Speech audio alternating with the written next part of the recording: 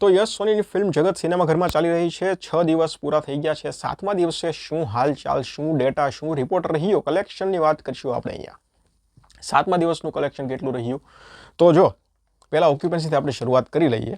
7મા દિવસની occupancy morning શોમાં 2.83% રહી, આફ્ટરનૂન શોમાં 4.83% રહી, ઇવનિંગ શોમાં 3.36% અને નાઇટ શોમાં 6.93%.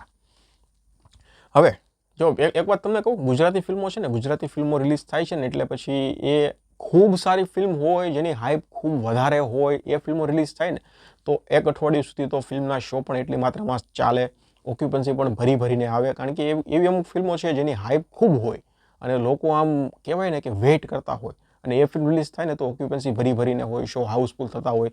બાકી નોર્મલ જે ગુજરાતી ફિલ્મો, લગભગ 95% ગુજરાતી ફિલ્મો એવી આવે છે જે એક અઠવાડિયું ચાલે, પછીના અઠવાડિયાથી આમ એની ઓક્યુપન્સી પણ ઘટવા માંડે, શો પણ ઘટવા માંડે, એવું બધે થાય છે. એટલે એક કમેન્ટ આવી હતી મારામાં કે ભાઈ મુંબઈમાંથી ફિલ્મ આખી રિજેક્ટ થઈ ગઈ છે. તો ફક્ત આ ફિલ્મ જ રિજેક્ટ થઈ એવું નથી, મુંબઈમાં ચાલી જ રહી છે ફિલ્મ.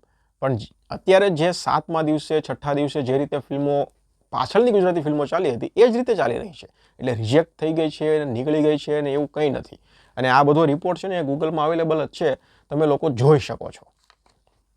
અમદાવાદની ઓક્યુપન્સી રહી 5%, મુંબઈની 8.5%, સુરતની 4.5%, આણંદની 1.50%, ભાવનગરની 2.25%, ગાંધીનગરની 5% અને વડોદરાની 4% ઓક્યુપન્સી રહી.